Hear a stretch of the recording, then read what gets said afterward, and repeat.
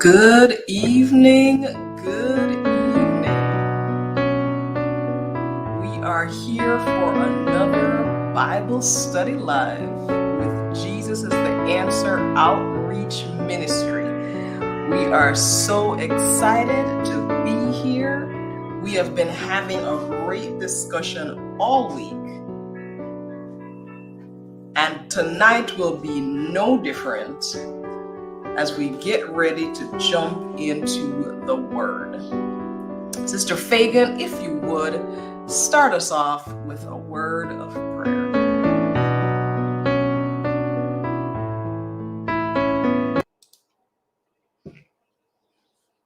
Heavenly Father, thank you so much for another day. Thank you for carrying us into the night. As we're about to spend some time in your word, Lord, I ask that you guide us through your word, that you will point out the things that you want to stick with us as individuals, Lord, and that we need here beginning to be transformed by something that was taught here tonight. This I pray in your precious name. Amen. Amen. Amen. We are getting ready to bring on the screen our reading that we have been following along with all week. Really, not just all week, but we have been studying the book of John for quite some time now as a part of our Bible study, where we are in our Bible study. So let me see. I've got a couple of people who are on with me. So I see Gwen and I see Pastor Taylor. Awesome, awesome. So we got a couple of people already waiting and on. So we're going to have a great discussion here tonight. So to kind of start us off, a little bit of background. We always want to do that just in case there's anybody who has popped in on social media that maybe has not been with us before. So we have been studying the book of John. And we're currently in John chapter 6. And we are talking about Jesus walking on water. At least that's what the caption says in that particular section of the Bible. So we've been focusing in on John chapter 6, verse 15 through 25. We started talking about verse 15 around about Sunday night. And we brought that discussion all the way down to verse 20. But then on Tuesday night, we did a little revamp, found a little bit more meat inside 15 to 20 again, and we still left it at 20. So we had a really great discussion. All right. So what I'm going to do right now is I'm going to read through our passage, John 6, verse 15 through 25, and then we'll go ahead and get started. So the passage says this. So Jesus, perceiving that they were intending to come and take him by force to make him king, withdrew again to the mountain by himself alone. Now when evening came, his disciples went down to the sea, and after getting into a boat, they started to cross the sea to Capernaum. It had already become dark, and Jesus had not yet come to them. The sea began to be stirred up because a strong wind was blowing. Then, when they had rowed out about 3 or 4 miles, they saw Jesus walking on the sea and drawing near to the boat, but they were frightened. But he said to them, "It is I, do not be afraid." So they were willing to receive him into the boat, and immediately the boat was at the land to which they were going. The next day, the crowd that stood on the other side of the sea saw that there was no other small boat there except one, and that Jesus had not entered with his disciples into the boat, but that his disciples had gone away alone. There came other small boats from Tiberias near to the place where they ate the bread after the Lord had given thanks. So when the crowd saw that Jesus was not there, nor his disciples, they got themselves into the small boats and came to Capernaum seeking Jesus. When they found him on the other side of the sea, they said to him, "Rabbi, when did you get here?" And so this is where we are hanging out and talking about this passage. So I want to pick on somebody real quick. Anna Kay, you're the person I'm going to pick on tonight. from what we have been discussing, what are some things that really have kind of stuck out at for you? And what are some things that you feel like have been important in the discussion that we've had so far? Okay,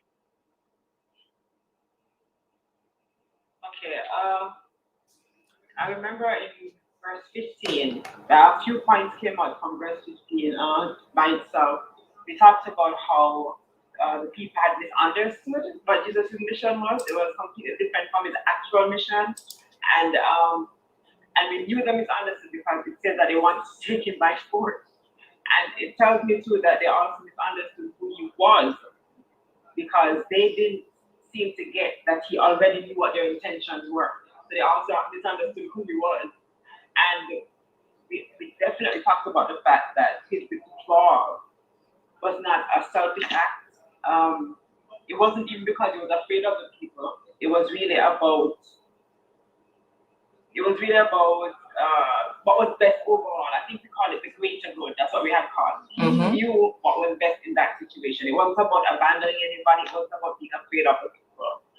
And as we kept reading, we talked about in verse 17 how it had become dark and Jesus wasn't there, and how the disciples must have been so nervous and so scared without him being there. But then something really interesting came up right after that, because they were nervous and they were scared too. That is true. And then they saw something that made them even more scared. They saw a thing. It said that it was Jesus. I remember it was Sister Gwen who pointed out that because I didn't know that it was Jesus at the time. They saw a thing. They saw something out there. Mhm. But then Brian pointed out that just the word "it is I" was enough to calm them. The "it is I" told us that one, they knew him, they knew his voice. They may not have been able to recognize what was out there in the storm, but they knew his voice. And the voice and the "I" was enough for them. They knew it was Jesus, and he said, "Don't be afraid." And that's basically where we stopped at verse 20. Am I right? Yes, you are. You are very much right. Thank you so much. That was a great summary. So I want to pick on somebody else. Gwen is my favorite one to pick on for this, because we always have to put John in context. What is John about? What's the point of the book of John? Gwen, you want to take this one? With the heart. Jesus is God, and believe in Jesus. Belief in Jesus. That is the point. Anytime we start talking about this book, no matter what story we're covering, no matter what period of time, no matter what is being said, the foundation is the belief in God. So while I'm picking on people, and I'm doing it deliberately tonight, let me see. Pastor Taylor, what is the practical message that we need to pull out of where we've been talking so far?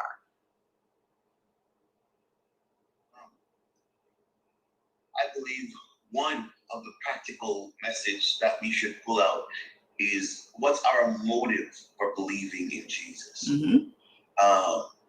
Back to what Anna Kay said. So Jesus, perceiving that they were intending to come and take him by force to make him king, did they really want him to be their Lord? Did they really want him to rule over them? Or was it that they wanted the physical kingdom of Israel restored? What's our motive for believing in Jesus? What's our motive for following Jesus? I love that. I love that. So now, where we left off last night, we stopped at verse 20. It is "I, do not be afraid." And we really kind of honed in on actually where Brian started us off on Sunday, talking about that relationship with Jesus, the intimacy that had to be there for reassurance to come just by the words, "It is I." And then we also talked about the fact that when Jesus says, "Do not be afraid," it really speaks to, the trust and the belief that we ought to have in God. And this idea that all he has to do is say the word, and that's it. We spent a little time talking about the fact that even though Jesus had said, "It is I, do not be afraid," did that mean that the storm had stopped immediately? No.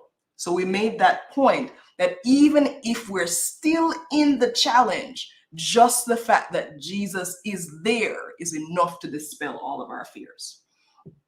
So now, tonight, I want us to spend just the next couple of minutes talking about verse 21.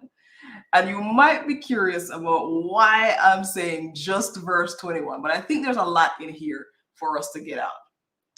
So verse 21 says, "So they were willing to receive him into the boat, and immediately the boat was at the land to which they were going." So I'm curious, is there anything in particular that jumps out for anybody from what was just read? Anything that jumps out at you? They had to be willing to receive him before he could enter the boat. Mm. He was willing to. All right, Gwen, you can't just throw that out there and leave it. You gotta say more. They had to be willing to receive him before he would enter. Why did that jump out at you? I think about when we receive Jesus into our hearts, we have to be willing to receive him into our hearts, into our lives, before he can work in our lives. Yes, you're 100% accurate. So now I want us to kind of dig a little bit here. And I'm curious as to anybody who will be brave enough to kind of talk about their own experience here. Willingness to receive Jesus. What's been your experience with this in your own life? We always try to bring it into our personal lives. Well, I have a real live situation. Just this evening, I called you bawling my eyes out, just bawling, and you having any of it. You said to me, "Do you trust God? Do you believe God is leading? Do you believe God is going to take care of you?" And I could have been there stressing and worrying, or I could have been willing to hear those words that you said, to hear him speaking through you, and then to be willing to say, "You know what? Man up, trust God." That's what you're saying, so trust him. And I've been searching all night for an opportunity to say what that meant, what you did, and you just gave me one. So I had to be willing to accept what you were saying. I had to be willing to receive that God was ministering to me through you. And in so doing, not only was I able to get some sleep, not only was I able, but the stress and the worry and it's okay, who cares? So thank you. Yes, willing to receive. Thank you for that.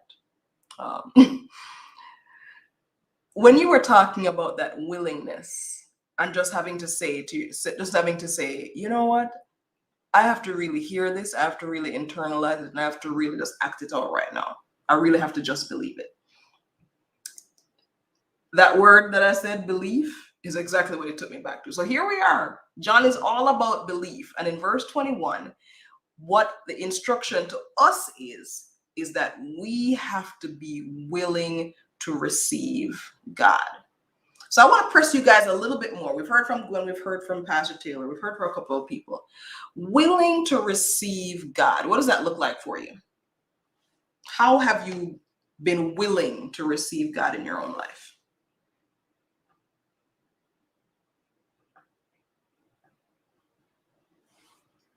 For me, what it looks like for me in my own personal life is willing to let God lead instead of me going before him. Because I know a lot of times we like to try to do God's job. So I have to be content and have to listen and also stay in prayer so that I can know how he's leading me. So we have our own ways how we want to be led. But it's a matter of fact of letting it go and letting Jesus lead us. Latasha, I love how you said it. We have to be willing to do it the way he wants us to do it, not our way. It's so true for us that a lot of times we want to be willing in the way that we think we should be willing, and not really in the way that God tells us to be willing. And so I want to put us back one a little bit to verse 20 and then come back to 21 to say this. So they were willing to receive him into the boat. Before they could be willing to receive him into the boat, they had to have a relationship with him. They had to know his voice so that his voice could be one of reassurance no matter what the trial was, no matter what the storm was. And so that's the same message to us tonight, that we have to have relationship. We have to allow that relationship to move us, to allow us to believe in Jesus and not fear. And then once we're able to do that, then we can willingly receive him and exercise that belief.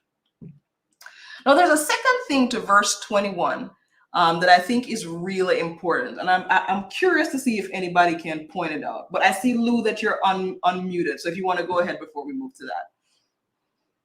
Oh, I was just going to comment. You brought some points out that I was thinking about. The previous statement says, "It is I don't be afraid." I think that fear went from fear to faith and hope, which incurred to their assurance of being willing to receive him. Because if those things had not been eradicated out of their spirit, Jesus would not have been able to get into that boat. Yes. And then once he got into the boat, the one NIV said, or NLT said, they were eager, which means they went from fear to eager and acceptance of Christ getting in the boat, in that relationship you're talking about. That calming spirit of what his voice, understanding who his voice was, that it calmed them from fear to faith to hope, to believe him, to let them become willing to accept in the boat, and then to understand that he will take them to the other side. There's a lot of intense change and transformation over there. And I think that with most of our practical life, we do want God to do things the way we do. And sometimes it's hard, even though we may be going through all these processes and learning all this stuff, it's hard to put it into practice when it comes to your own practical experience. Mm-hmm. And to understand that the challenges come, and sometimes we get blindsided with our fear or whatever, or our hopelessness and frustration, and we forget that God is still God. Yes. But because of his calming, reassuring voice, that relationship is sparked again, and you understand that, he loves us, he wants the best for us, and that we can trust him. Yes. Lou, as you're speaking, I can't help but think about the fact that it's not about believing in him for something. And again in 20, they're afraid. They're no longer afraid, sorry. The storm is still raging. The only thing that has changed is that Jesus is there. Well, the focus changed. They now look at the storm around them, and they focus on that calming, reassuring voice that was in front of them, that created that hope. Because if they had not taken their eyes off the storm, they would never have received the hope or the willingness to let them in. Yes, you got it. You got it. All right. So now there's a second really powerful part to this verse 21, and I wonder if anybody else can guess at it. So I'm going to read 21 again, and I'm going to deliberately emphasize some things to give you a hint. So they were willing to receive him into the boat, and immediately the boat was at the land to which they were going. Yeah.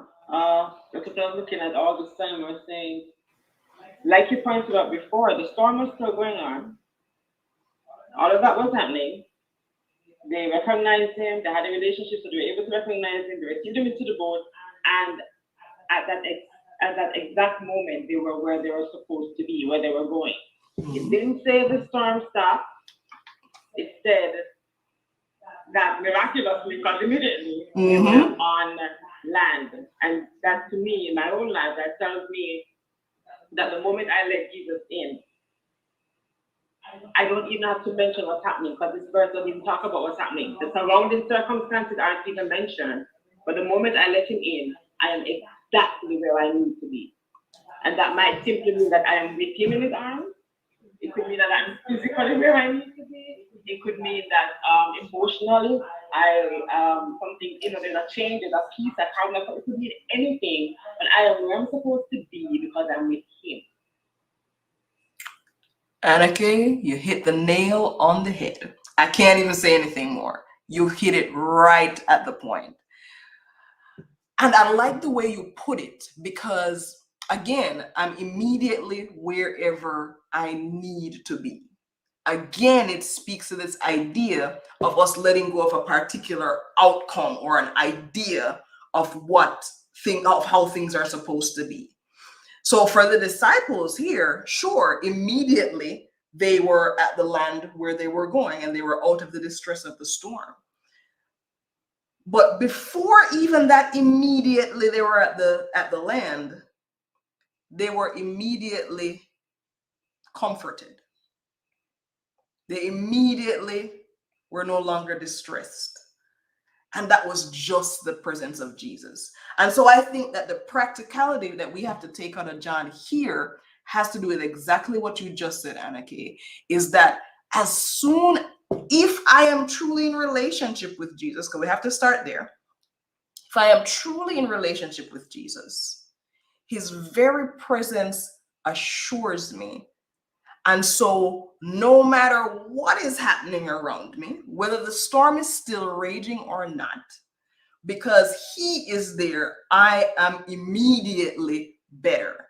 And that immediately better doesn't speak to something happening outside of the fact that Jesus is now here.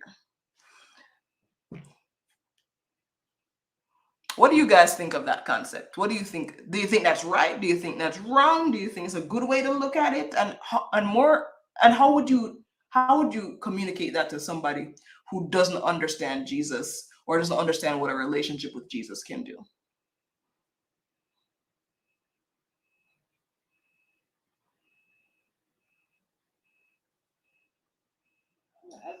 I'm probably just going to. Go ahead, Gwen. I was going to say, I'm probably just going to repeat what you were saying, but I like that they received him. They received peace immediately, recognizing him, because they focused on him instead of the storm around them. And so can we in our storms today, even though the storms may be raging. We can focus on him and we can get the peace and the comfort, like you said. Yes, yes. Love that point, Gwen. There was somebody else who popped in, but I wasn't sure who it was that was speaking. I was just saying, because you asked, well, for those who have been in church, there are lots of songs out there that talk about the presence and how we're feeling that presence. And this story to me is talking about that very presence. But for somebody, like you said, who has never been in a situation like that, I think the closest I could come to trying to explain that would be asking the question. Think of a relationship you have that feels like a safe place to you. So when you're having a difficult moment, who is it that you're going to call? Who is it that you want to be around? Right? Who is that person that makes you feel calm, that settles you down, or that makes you feel safe?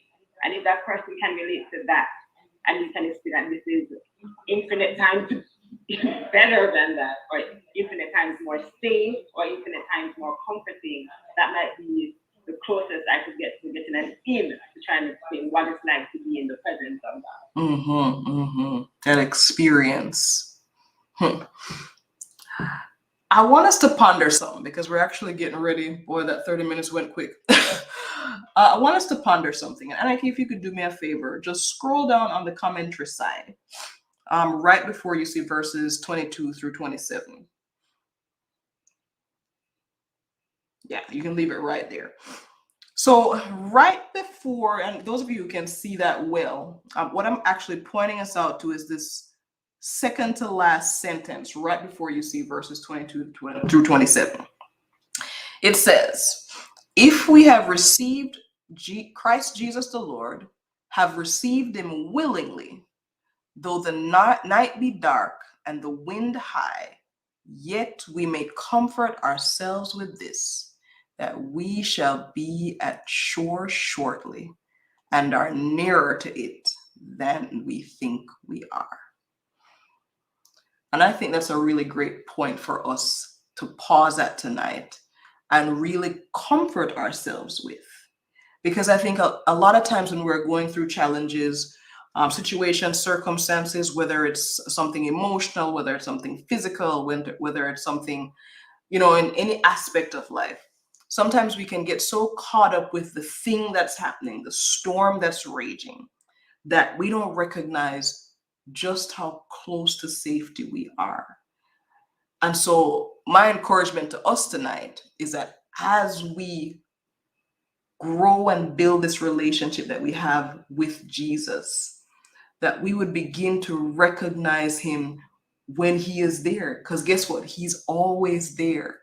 And if that is true, which we know it to be true, then there is no storm that is going to be endless. There is no trial that's going to be endless.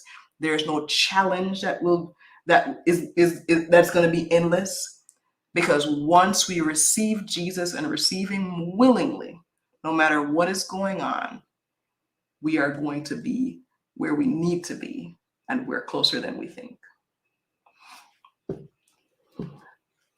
Pastor Taylor, if you would do us the great honor of closing us with prayer, but right before you do that, I am going to ask Gwen to kind of lead us through what the rest of our week looks like.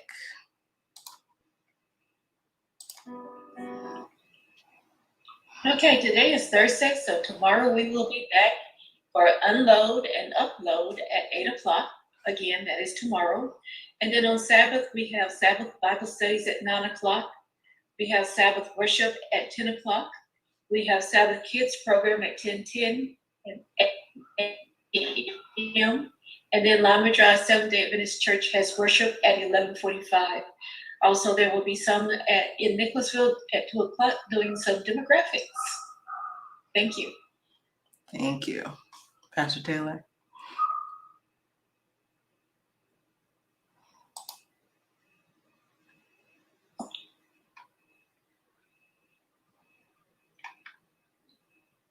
Are you waiting on me, Kamala? Yes, sir. Can you go ahead and pray for us, sorry. please? I'm so sorry. That's okay. I'm praying? Yes, sir. Okay, I apologize. Our Father and our God, thank you so much for